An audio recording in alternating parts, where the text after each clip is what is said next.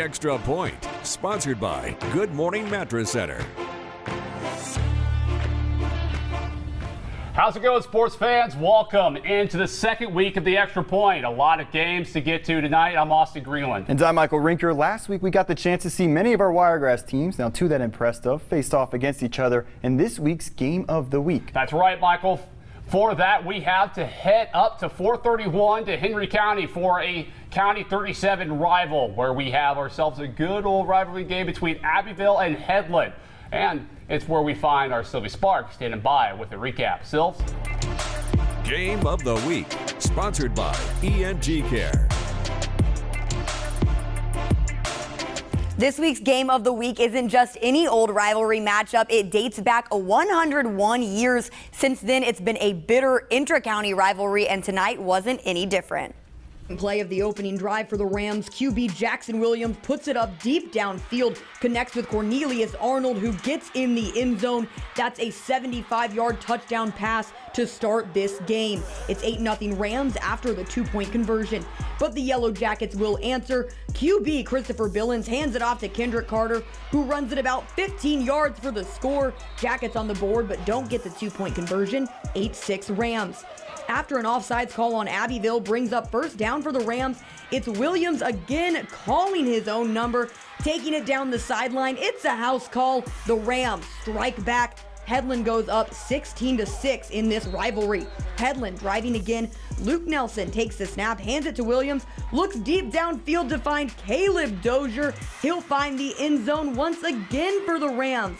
That, followed by another Headland score, makes it 32-6 Rams. Jackets driving now. Billings goes for a deep pass to the end zone, but it's Headland's Tyler Williams who makes the catch, and he takes it all the way back out to Abbeville's own 42-yard line. The Rams sideline going absolutely nuts. And on the very next play, Williams again connects with Dozier for another Headland touchdown. Rams lead the Jackets 44-6 at halftime. This game was all Rams all night. They get the win for the second year in a row, defeating their rival 60-12. Back to you, Austin and Michael. Thank you, Sylvie. Now, the Enterprise Wildcats looking to set the record straight this year, trying to prove themselves at 7A throughout the state against Auburn. Now, the last time these two teams met at Wildcat Stadium, Enterprise upset the then undefeated Auburn team. When we start this one in the second quarter, Wildcat ball, Aiden White looking for the play action pass, and he's going to be met by a pack of Tigers. Changes directions but drops the ball, but is able to recover. The drive would soon stall after that. Auburn on the ball now. Clyde Pittman gets the snap, dropping back, and he has all day to throw, and he will find the big man Griffin McLean for a 10-yard gain and an Auburn first down. On the next play, Pittman then hands off to Denarius Todd. He runs straight up the gut, and he's got a huge hole for another Auburn first down, and the Tigers, they would stay hot and do so on the ground. Todd again on the handoff gets a shake right, and he has a very big first down for Auburn. Looking good on this drive. Enterprise needs a stop, but if it's not broke, don't fix it. Denarius gets it in. This time a massive hole all the way for 6. Enterprise scores. It's 21-7 at that point, but Wildcats still looking to score late in the half. Get the snap, drops back, looks for Eric Winters. This one going straight through his hands down the sideline. Would have been a big chunker there. One more shot to end the half. White gets the snap, fakes the handoff. Samuel Whitaker, but will be swarmed in the backfield by a group of Tigers. Enterprise would claw back in the second half, but they would go on to lose 31-21. Still a lot of season to play. Now let's go to Dothan, the Wildcats rival, also getting their region campaign underway against Lee Montgomery. Yeah, that's right, Michael. These two teams have never met since Dothan consolidated, and Lee is making the move to 7A this season. Through time in the new class so far, Wolves running the ball. Well, Octavius Thomas takes it about 30 yards down the Wolves territory. Wolves up 21-7. Carter Davis fakes it to Octavius Thomas, who boom, boom, fakes out the camera even. It's in the hands of Raymond Blackman. He fumbles at the goal line, but it's recovered by Braxton Hornsby for a Wolves touchdown. Now, Lee Montgomery, where are they at? There they are. Had a hard time reaching the end zone, all right? But they did have some huge runs. Quarterback Jalen Jackson calls his own number, and he runs right through the Wolves defense over the last 50 yards.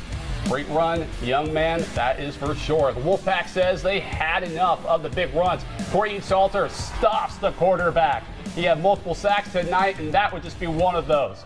Lee Montgomery gets quieted in this one. Wolves take it 42-14. And moving over to a Houston County showdown as Wicksburg looks to rebound after last week's loss, hosting Rehoboth. Now, all time, these two teams have faced off 42 times. The Rebels taking 34 of those, but last year, Wicksburg got the win. Third-year head coach Pay Harrison giving his team a talking to on the sideline, trying to go on the road and beat their rival. Hey, this play right here was going to help that. QB Luke Odom pumps once, fires over the middle, and that's Terrell Townsend on the slant. Yes, sir, stays on his feet, and he is in for a Rehoboth touchdown, but that's not the highlight here. Let's go celebrate on the sidelines. They're up 17-6. Find those buddies on the sideline. There it is.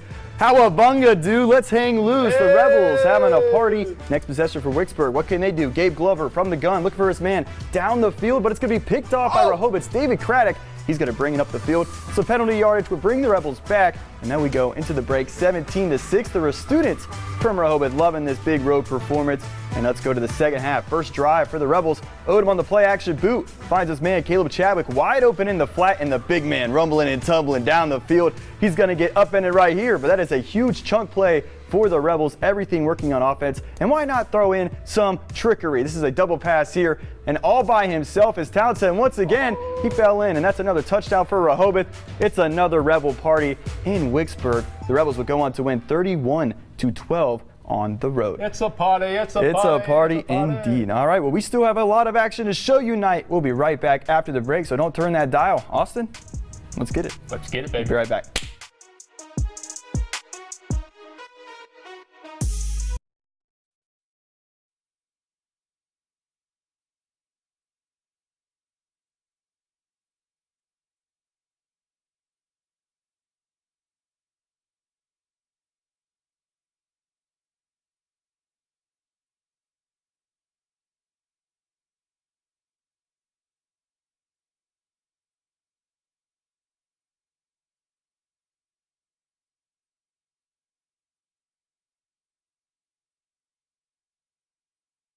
You're watching The Extra Point on WDHM, sponsored by Good Morning Mattress.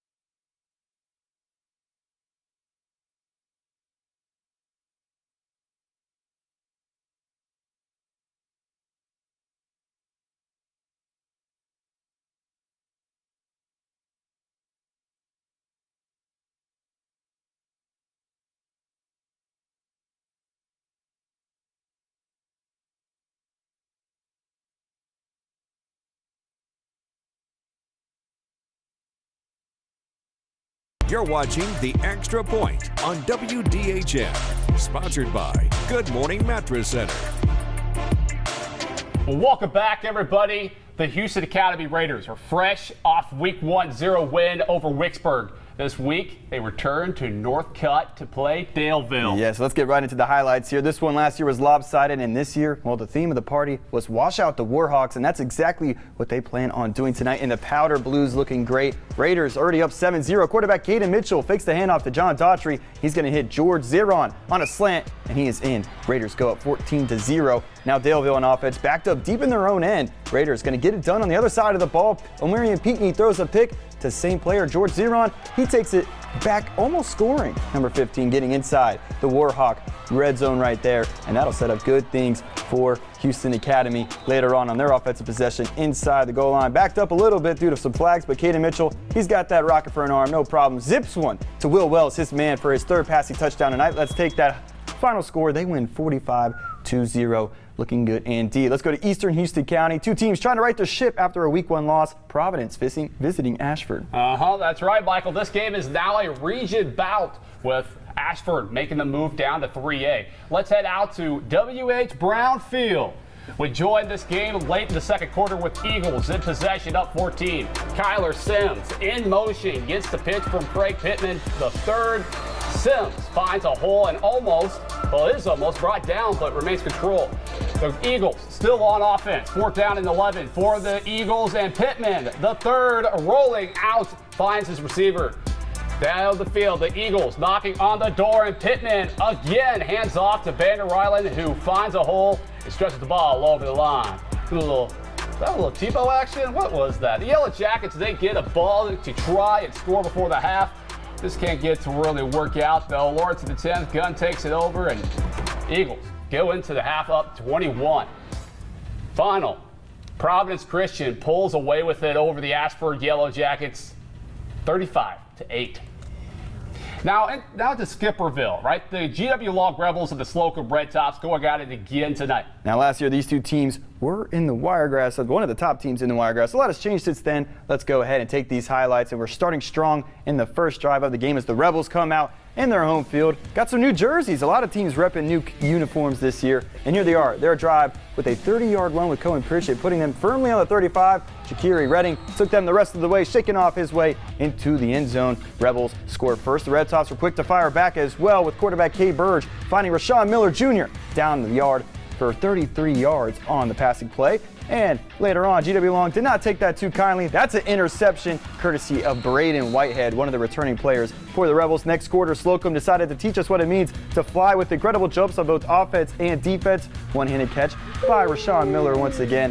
24-yard push as well, setting the tone for the rest of the drive. And after a rough snap, Burge out to his right, side gaining and getting some ground on the QB keeper, and he's pushed out of bounds there. Following up with a touchdown to who? The man, Rashawn Miller, is going to be a power back and doing everything for the Red Tops this year. Just one of his many workloads, we'll see. But here come the Rebels, and this is Brant Brady getting them to the goal line before Hughes is able to sneak it into the corner for another touchdown. Let's go to the final. This was a competitive game. GW Long knocking off Slocum 22-15.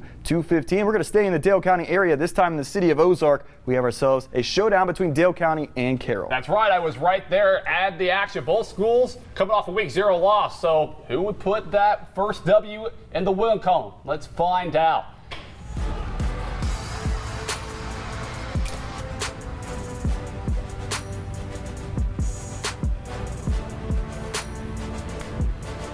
All right, that's something we will have for you. The rest of the highlights in our Facebook show, Extra Point Overtime. So let's see. Coming up next, we have some scores as well as the play of the night. Austin, we are out. So many plays of the night tonight. That is only true. one, though. There can only be one. There can only be one. All right. Well, stay with us. You'll find that out next after the break.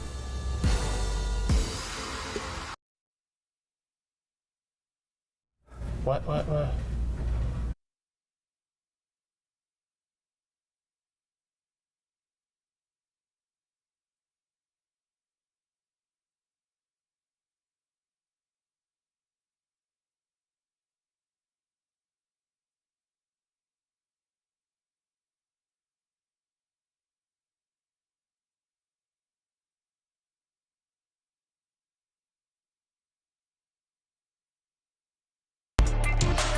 Play.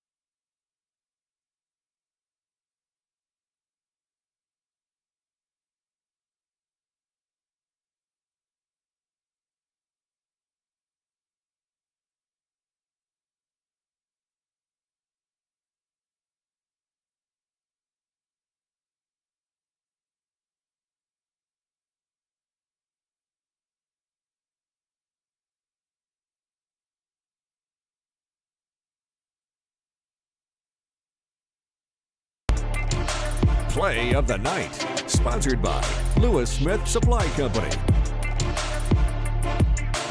Will it be that time of the night? One of our favorite times of the night. It's the play of the night time, and we saw this in Rehoboth versus Wicksburg. A double pass, and it's going to end up with a man all in the end zone by himself. That is Terrell Townsend on the receiving end for Rehoboth, and they were partying all night long. What a fun game to be at if you're a Rehoboth fan, and that is your play of the night for week 1. All right, let's go ahead and take a look at some of those scores from the rest of the teams throughout the Wiregrass. That's right, Laverne at Geneva County. Highlights will go over in overtime. Laverne 7, Geneva County 14. All right, Brantley and Houston County at 1A region bout. Brantley, a powerhouse, rolling 33-6. Opp at New Brockton coming up in overtime, 42-20. All right, Northside Methodist and Cottonwood from Thursday. You were there in a barn burner, 28-26. That was a very interesting game. Elba at Kingston. Elba takes this one big time, 33-6. And Goshen at Zion Chapel. Goshen rolling 46-21. Cougars take over Abbeville Christian, 59-21. And their closest game of the night, Ayrton and Highland home. Ayrton falling by a single point. I guarantee you this could very well be a playoff matchup sometime later on. Early County at Seminole County, 27-0. Bobcats take it over. All right, and there's your final, Geneva 46-21. And hey, Facebook, the website, we have the Extra Point Overtime coming up. Stay with us. We'll catch you there digitally. Have a good night.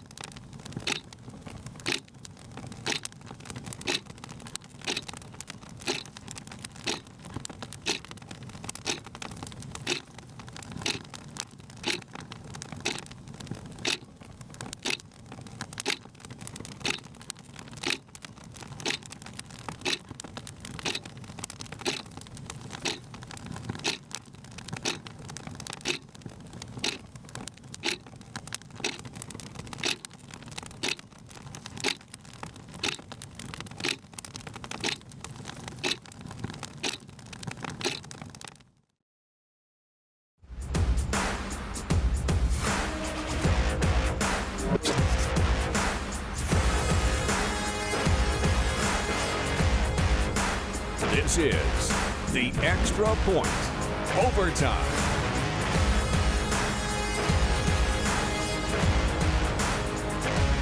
Welcome to another episode of the Extra Point Overtime. Thank you for joining us. I'm your host, Austin Greenland, alongside Michael Rinker. All right, we're going to kick things off, of course, with our Game of the Week. We have a Henry County showdown for Game of the Week. Let's take it. Game of the Week, sponsored by ENG Care. All right, so Abbeville and Headland facing off tonight at the Hive, Austin. That's right. A year ago, Headland ended the Yellow Jackets' 5-game winning streak. So, could tonight be the start of a Rams streak? Here come the visiting Rams, and there's the Yellow Jackets ready to defend some home turf. Yeah. Right off the bat, big time throw for Headland. They score with ease. Rams J.B. Jackson Williams puts it up deep down the field to Cornelius Arnold, of course. 75-yard touchdown pass has started off. It's 8-0 Rams after the 2-point conversion, of course, but the Yellow Jackets will answer. QB Christopher Billage hands it off to Kendrick Carter, who runs it in about 15-yard score. Jackets on the board, but don't get the 2-pointer, of course. Man, that just seems to be a thing lately. After an offside call on Abbeville brings the first down for the Rams, it's Williams again calling his own number, taking it all the way back to the house. Headland up 16-6. Now, Headland driving again. Luke Nelson fakes the snap, throws it down the field, and there's the big man. Runs it right into the end zone. Headland takes a big jump, 32-6. Man, Jackets would drive. Everybody would go all out, but overall, this game just gets out of hand quick. Roll it to the scoreboard. It is an unbelievable game. 60-12. Headland, well, they went to work. I would say so indeed. That's a big win. Henry County rivals, man. That's going to leave some marks on a lot of people tonight. That's definitely true. And I remember talking to Coach LeBron Stewart about how that was going to be a big game for them, and it's unfortunate they couldn't come away with it. Yep, so a lot of things to be figured out in region play, but hey, that's where it matters. Get it done there. That is exactly right. All right, well, let's go ahead and move on down to 1A. Houston County gets a measuring stick game tonight against Powerhouse Brantley. That's right. Now, Brantley has made it back-to-back semifinals of 1A. So, what could the Lions do against the Bulldogs? We join this game with the Lions, who are trying to answer after a quick touchdown from Brantley. Isaiah McKenzie takes the snap and tries to hand it off, but it's swarmed by a Bulldog defense. The Lions would be forced to punt. Javon Rodriguez strikes one into the air, and it is taken by Josh Bush, who runs away from the cameraman and goes up the sideline. He's brought down, but oh no! He is what? No, 1 yard line, even after trying to stretch it in still. One play later, Jaden Parks under center, and Brantley goes up 14-0. Now Houston County tries to answer again with Isaiah McKenzie handing the ball off to you-know-who. He the man. No, wait. And yeah, no, doesn't really work out for him. Brantley takes this one to move on to 2-0, the 2022 campaign, 33-6 over the Lions, Houston County. And in Hartford, the era of Josh Thompson began tonight. Geneva County hosting Laverne.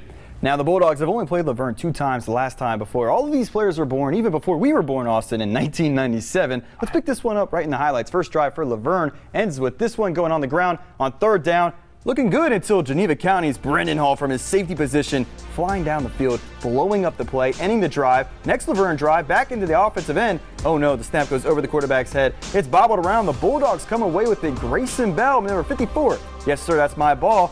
Very next drive, though, for Geneva County, they're going to give it right back as Laverne is going to punch this ball free from the Bulldog runner, and that'll be another turnover for Geneva County. So Laverne looking good. They would actually stall with it. Here's the play of the game right here. Brendan Hall from the gun runs into his own man, breaks a few tackles in the backfield. How about a whole group of 5 people? Get off me. Another wimpy tackler. One more, and he's on a race down the sidelines, making a bad play look very, very good. Doesn't get in, but Josh Thompson right there in the middle of your screen, he's loving it. He's fired up, trying to get win number 1 in his first career game. So that'll set up a good play here. Sneak Jose Ramirez, Geneva County on the board. And guess what? They hold on to win to get that coveted number 1 victory for Josh Thompson, 14-7. Well, let's take a step back and look at a final from Thursday night. Austin, you're right there. Yeah, it was right there, and it was a great game. Northside Methodist taking the trip into Houston County to take on the Cottonwood Bears. And here come the players. Northside first, then Cottonwood to follow. Northside on offense. Harrison Hicks going deep down the left field sideline, connects with Tyler Quintero for a big hitter inside territory. Later into the drive, Jalen Smith on the outside handoff, and see ya later. The senior is on his way for 6, but runs over a defender, crosses it. Nice. Go up 6-0. Cottonwood comes back fighting, though. Their next drive results in this goal line score, tied up at 6. Later on, Northside, though, thinks they haven't broken that tie, but no, it's taken back. So, stay tied. Cottonwood with the ball. Caden Simmons, of course, connects with Jalen Litt in hand for the 2-point conversion, and Cottonwood picking a 14-6 lead. Hey, there's our buddy. One problem, there's still 2:20 left, and you don't get that over to Northside, especially not Colin Blackwell. They tied up at 14. Time running out. Knights with the ball again. Oh, wait. Clayton Meadows drops the pick. Oh, he can't believe it. It was a heartbreaker one for him. Very next play, though, Quintero. Yeah, wait, we heard that name. Yeah, he does this again with a huge strike this time for 6. And that's how it would go out. Get this. With the last 2 minutes, Cottonwood would score, but couldn't connect on the 2-point conversion. They dropped 28-26. That's a heartbreaker one, but Northside 2-0. Looking That's good. true. All right, let's get into some games from tonight. That's right.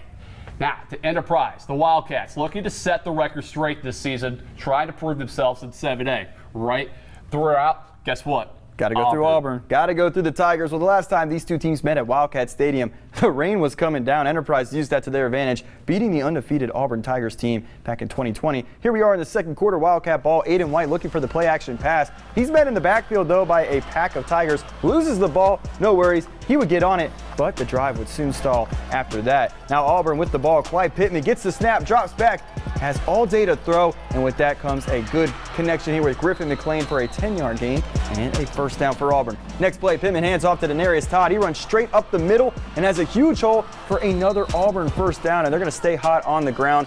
And Todd once again getting the handoff right, and he shakes off a man and gets another Auburn first down. And if it's not broke, do not fix it. Don't go away from it. Denarius gets another massive hole, this time going all the way for pay dirt. That would make it 21-7 in favor of Auburn. But the Wildcats looking to strike back here in the first half. This is White getting the snap, drops back, looks to Eric Winters down the sideline, just out of his reach.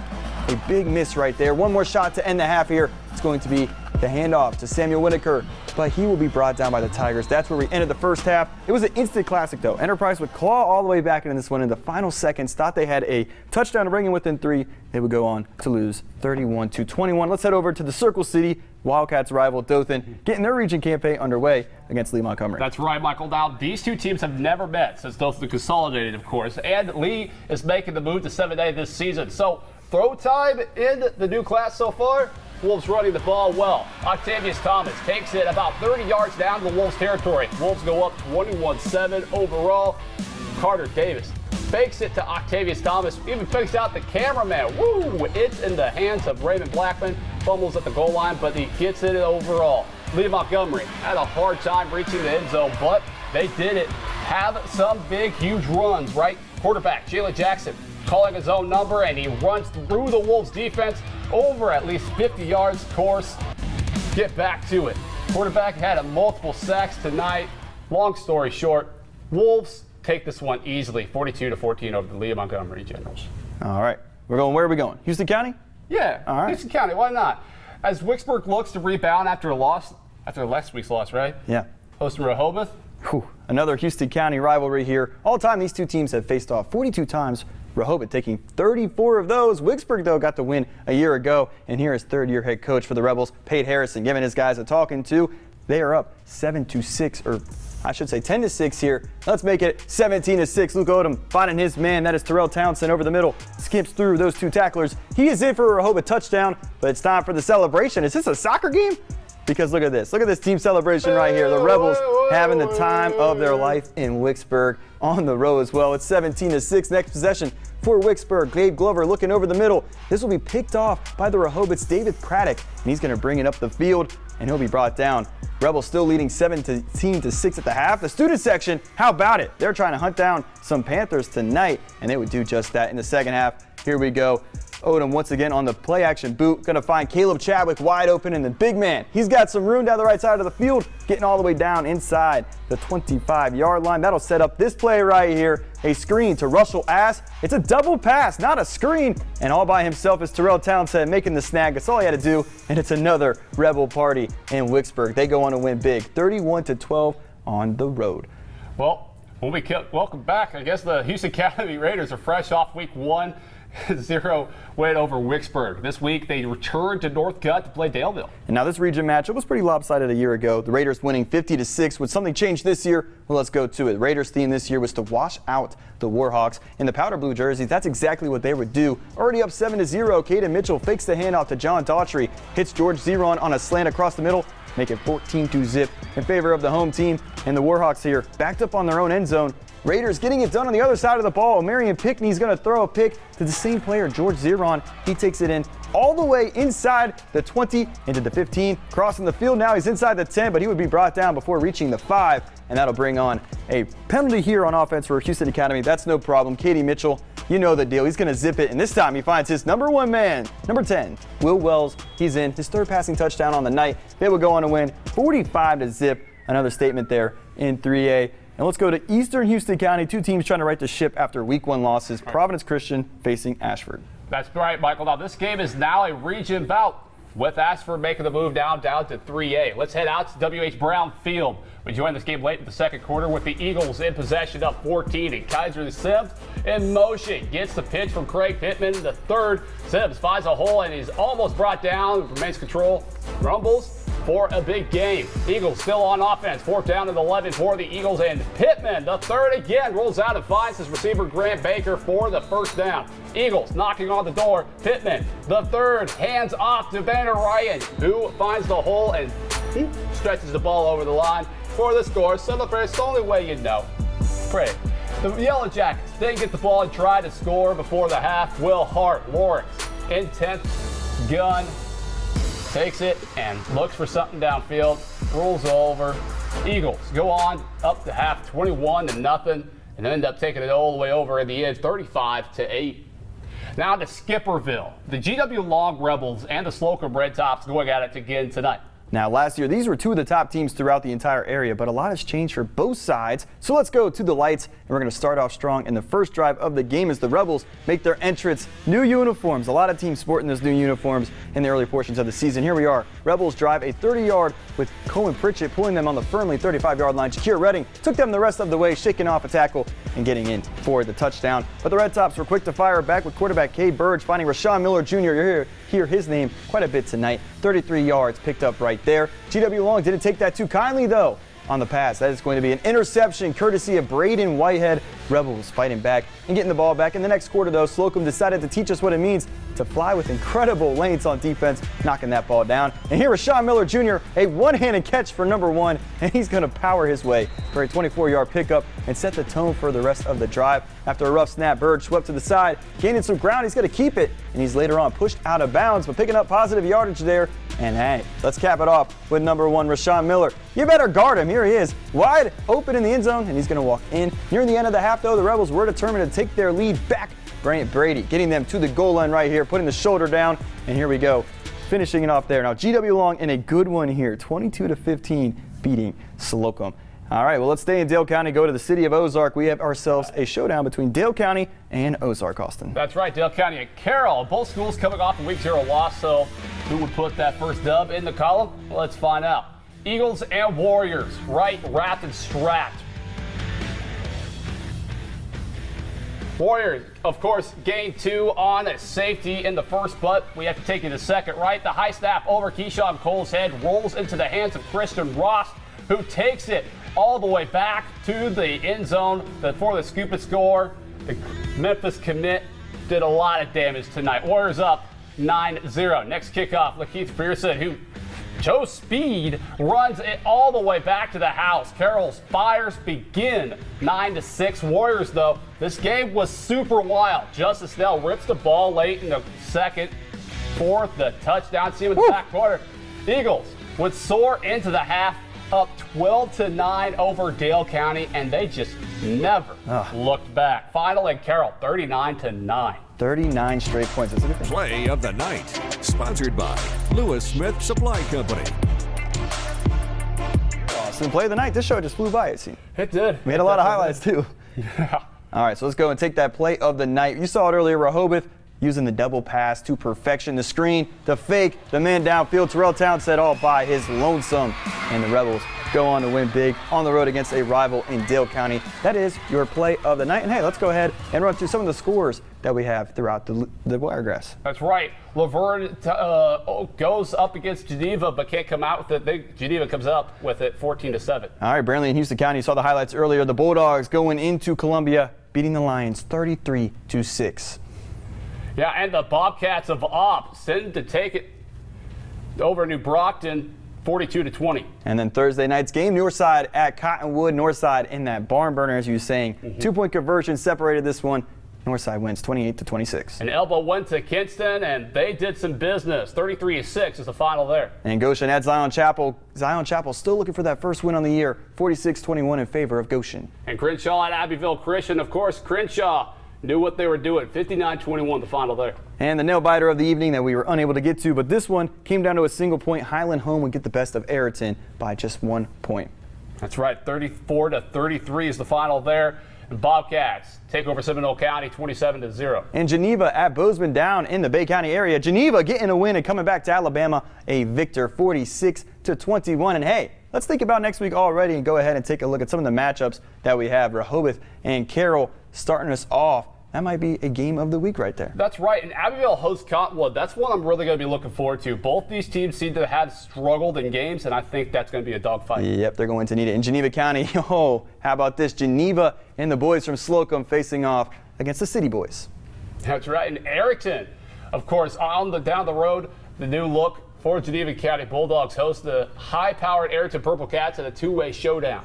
All right, so that's coming up next week. So we are done here for the evening. It's been a fun night all across the board. So, of course, be sure to join us throughout the week as you give out presentations of these awards coming up next week. Be sure to go on our website. You'll find it right in the sports tab. You'll see vote for cheer and band, and then we'll let you know about player and team. That's right. All right, have a good night. We'll see you next week. Always big games.